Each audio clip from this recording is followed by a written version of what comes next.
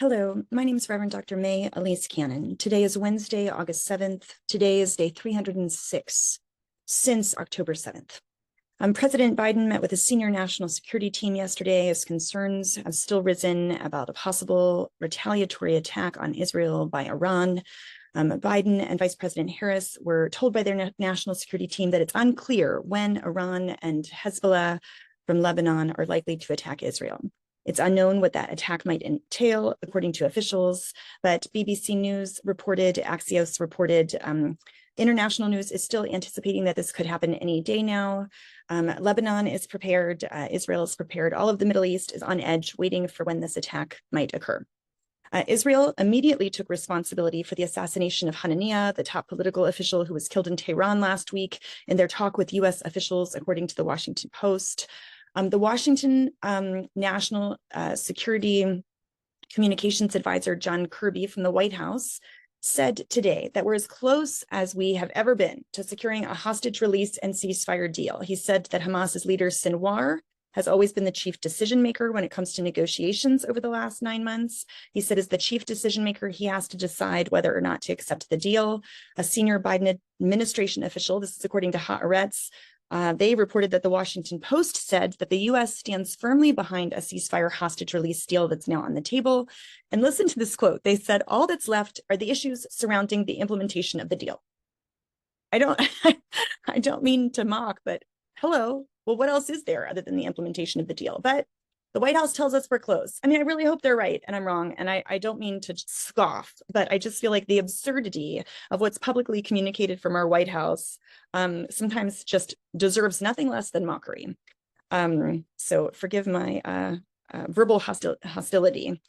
Jordan's King Abdullah warned President Biden in a phone call of hostile acts in Jerusalem, extremist settler violence against Palestinians, as well as unilateral Israeli measures that are threatening the status quo of Jerusalem's holy sites. Let me just say, this is not only Christian holy sites, this is Muslim holy sites as well. That the status quo of Jerusalem's holy sites might fuel violence in the region. King Abdullah is the custodian of the Muslim holy sites, the Waqf, the Haram al-Sharif. He is the custodian of the Christian holy sites, except for the Franciscan holy sites, where the custos is the custodian.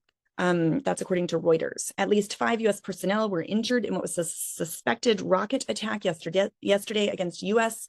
and coalition forces at the Al-Assad Air Base in Iraq, according to a U.S. defense official. Base personnel are conducting a post-attack damage assessment. The U.S. Defense Department blamed Iranian-aligned militia groups in the attack, calling it a dangerous escalation. That was a CNN and Reuters report.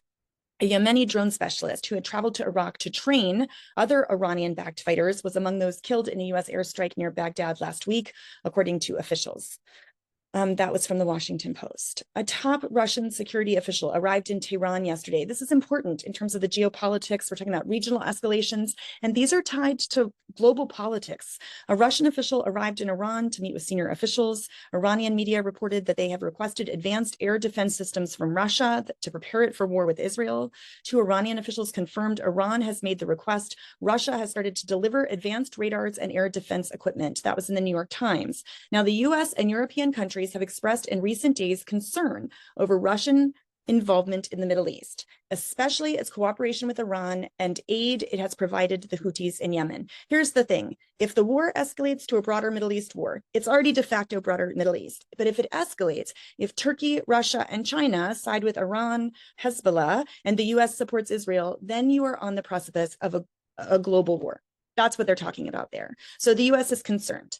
The main concern was broached that Russia will exploit the tensions to advance its interest in the region and help Iran and its proxies to continue fighting Israel. Lebanon, Hezbollah today launched a swarm of drone and rocket attacks on northern Israel, but warned the retaliation for the killing of their top commander last week was yet to come. The Israeli military said several civilians were injured in Nahariya.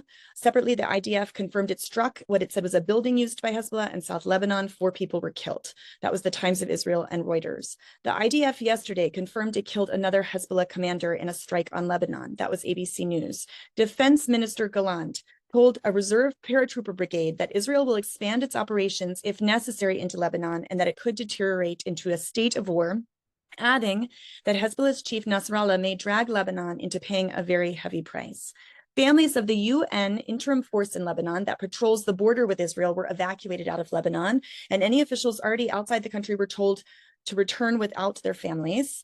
And I'd mentioned this in a previous update, but I just wanted to highlight it. 9 staff members of the UN Agency for Palestinian Refugees, the UNRWA, may have been involved in the October 7th attacks. The UN reported this week they came out with an investigation that was following Israeli investigations, saying that UNRWA staff were involved in October 7th. A UN deputy spokesperson said that all 9 have had their employment terminated. Israel returned the bodies of 89 Palestinians that were killed in its military offense in Gaza. The Gaza government, run by Hamas, their media office said that the Israeli forces had stolen 2,000 bodies from October 7th from cemeteries. Meanwhile, Israeli strikes killed 18 people yesterday, according to the deputy economic minister in Gaza.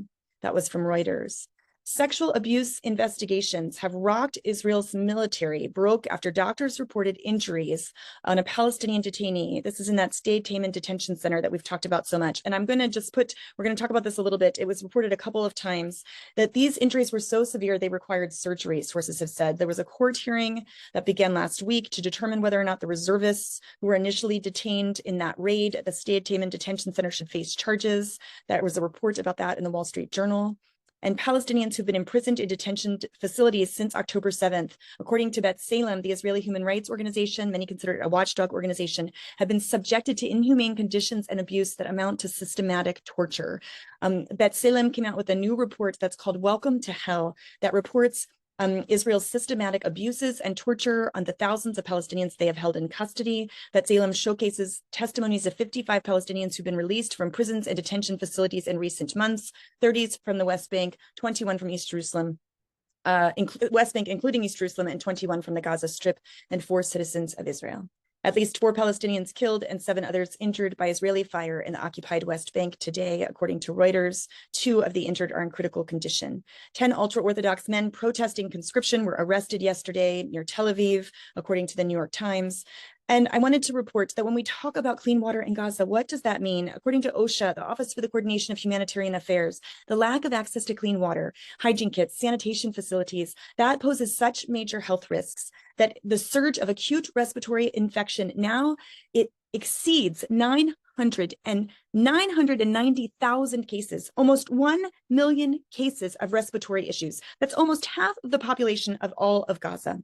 There are almost 600,000 cases, 577,000 cases of diarrheal illnesses. Acute jaundice syndrome is 107,000 cases, and skin infections. These are exacerbated poor living conditions, overcrowding in Gaza. That's just a snapshot of what it means to live without access to clean water. OSHA reported that 13 Palestinians were killed in the West Bank, 13 Palestinians killed in the occupied West Bank between the 6th and 7th of August. So I wanted, Israeli media indicated that Israeli forces shot and killed a Palestinian man for allegedly stabbing a border patrol officer at a checkpoint in Bethlehem. The body is being withheld by Israeli forces. There's so many more things I could share. Malnutrition is up 300% in Gaza, a 300% increase, according to the United Nations. I talked about the bodies being returned. That was also reported in Al Jazeera. The solid waste management system in the Gaza Strip has collapsed. According to the UNDP, there is no access to major landfills. Waste accumulates around living areas, which poses huge threats to health and the environment and fuels the rise of disease, which we talked about a bit. Skin diseases are running rampant in Gaza. Doctors are wrestling with more than 103,000 cases of lice and scabies, 65,000 cases of skin rashes. That's according to the Associated Press. A sensitivity warning. So please, if you're sensitive, please don't listen. A leaked video has come out on Channel 12 News, a leaked video showing Israeli soldiers sexually assaulting the Palestinian detainee from Gaza in the notorious Sde facility. This came to the fore. The footage of surveillance cameras shows a group of reservist soldiers, and the detainee, out of about 30 people, he's blindfolded on the ground. They take him to a corner, and it's clear that they know about the cameras. They try to hide their act with shields. The video contains a documentation to the felony of the reservist. The act of sodomy is recorded. The report says the detainee was bleeding and taken to the hospital after several hours, where his condition was described as complex. That was the same case that talked about surgery being required. 2 Israeli reservists suspected of sexually abusing a Palestinian prisoner have failed a polygraph test about the allegations. According to Channel 12, the soldiers are among the 5 still detained over sexual abuse allegations at that statement facility. They denied committing or covering up the act of sexual assault during the polygraph examination. At least 10,000 Israeli soldiers have been killed or injured since the outbreak of the Gaza conflict. And some 1,000 soldiers have been transferred every month to the Defense Ministry's rehabilitation department due to injuries because of the Gaza war. According to the IDF, the army is suffering from a shortage of at least 10,000 soldiers killed or wounded during the long months of fighting in the Gaza Strip. The Israeli Defense Minister Smotrich said the Israeli government is working to remove the threat of Palestinian statehood. He said on X that this agenda would be blocked through the strengthening of settlements in construction, development, establishment, and the regulation of settlements and infrastructure. The Finance Minister Smotrich also said it may be just and moral to starve 2 million residents of Gaza until Israeli hostages are returned, but no one in the world would let us. That was reported on CNN. God help us if that is what morality looks like today. God help us. Amen.